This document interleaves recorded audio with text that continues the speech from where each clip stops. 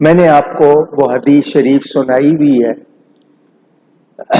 حضرت عبداللہ بن عمر بن عاص رضی اللہ تعالی عنہما، ان کو لکھنا آتا تھا۔ نبی پاک صلی اللہ علیہ وسلم جو کچھ فرماتے تھے یہ لکھنے لگ گئے۔ کچھ صحابہ نے ان کو کہا تم ہر بات کیوں لکھتے ہو؟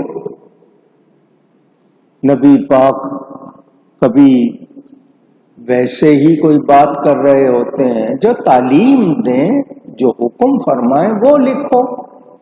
کبھی موڈ کیسا ہے، کبھی کیسا ہے، ہر بات کیوں لکھتے ہو؟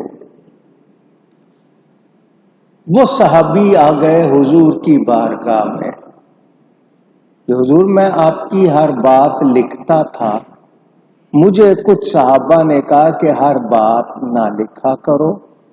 کبھی نبی کچھ فرما رہے ہوتے ہیں، کبھی کسی کے لیے کوئی بات کر رہے ہوتے ہیں، تو ہر بات تو لکھنے والی نہیں ہوتی ہے۔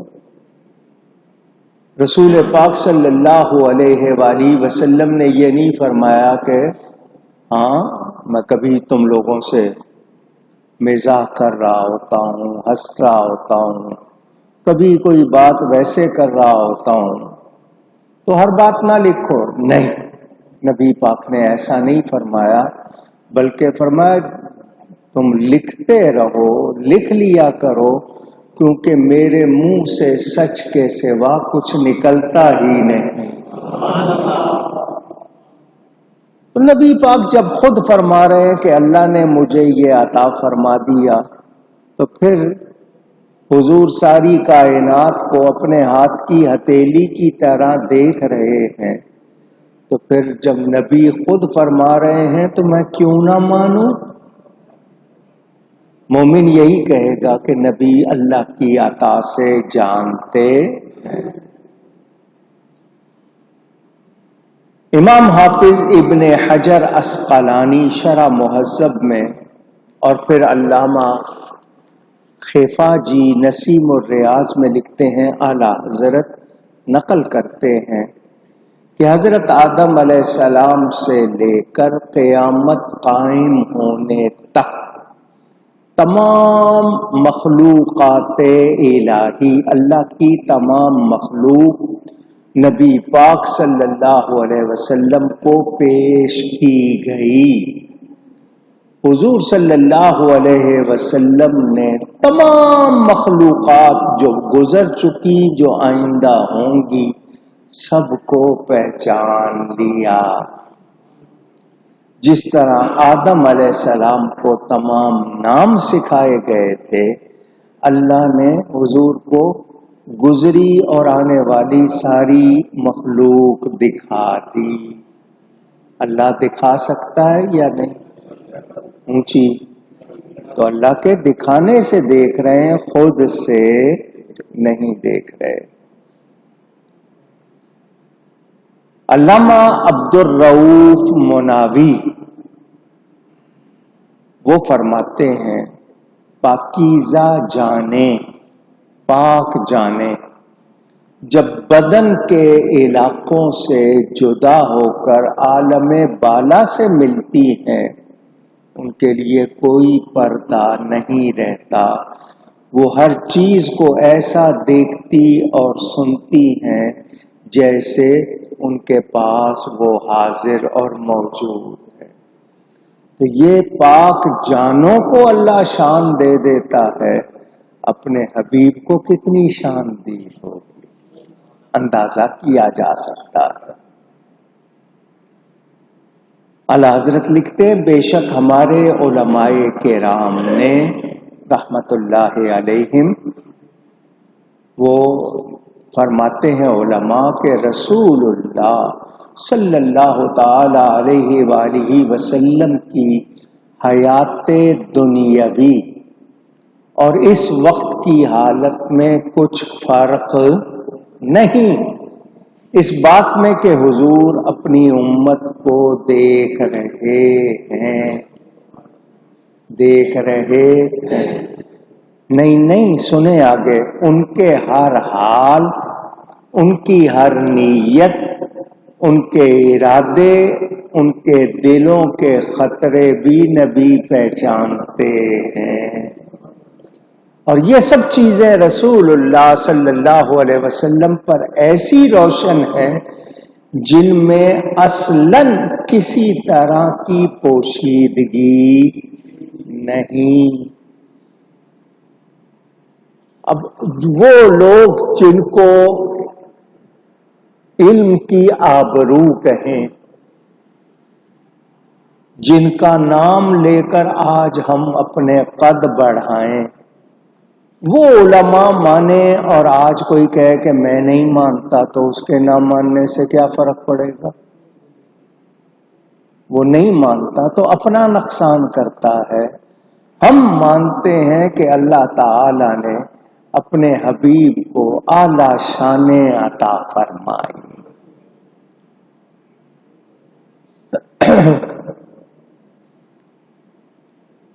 شیخ محقق حضرت شاہ عبدالحق محدث دہلوی رحمت اللہ علیہ، جن کے بارے میں مخالفوں نے لکھا کہ ان کو روزانہ بلا ناغہ نبی پاک صلی اللہ علیہ وسلم کی زیارت ہوتی تھی، وہ اپنی کتاب مدارج النبوہ میں لکھتے ہیں کہ جب نبی پاک صلی اللہ علیہ وسلم کو ہمارا دیکھنا ذکر کیا، گویا فرمایا، اور جب حضور صلی اللہ علیہ وسلم کا دیکھنا ہمیں بیان کیا، بدا کے بڑھایا تاکہ اسے کوئی گویا کے نیچے داخل نہ سمجھے، غرض ایمانی نگاہوں میں اللہ تعالی نے یہ بات رکھ دی کہ اوپر نیچے دائیں بائیں آگے پیچھے اندر باہر اللہ نے نبی کو سب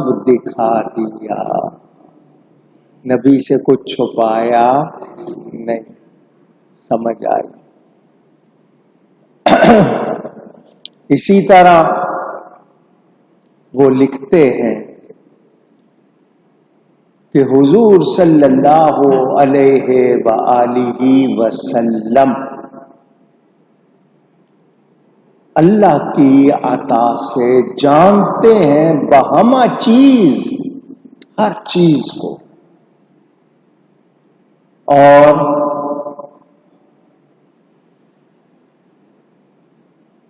وہ احکام ہوں، صفات حق ہوں، اسماء و افعال ہوں، آثار ہوں، جمیع علوم ظاہر و باطن ہوں، اول آخر، نبی پاک کو اللہ نے سب کا علم دے دیا۔ ہم اللہ کی عطا کو مانتے ہوئے نبی کے علم کو مانتے ہیں۔ شاہ ولی اللہ محدث دہلوی، کیونکہ یہ دیوبندی کہتے ہیں ہم ولی اللہ ہی ہے، تو وہ شاہ ولی اللہ اپنی کتاب فیوض الحرمین میں لکھتے ہیں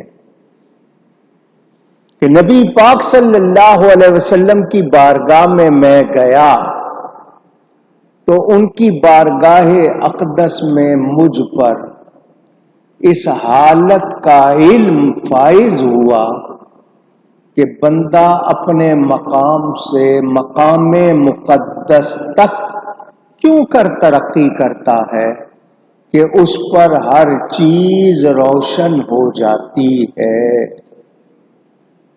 یعنی حضور کی بارگاہ میں جا کر مجھ پر یہ حال کھل گیا کہ بندے کو ترقی کیسے مل جاتی ہے اور بندے پر ہر چیز روشن کیسے ہو جاتی ہے۔ نبی پاک کی بارگاہ کا فیض اتنا ہوا کہ یہ بات مجھ پر کھل گئی۔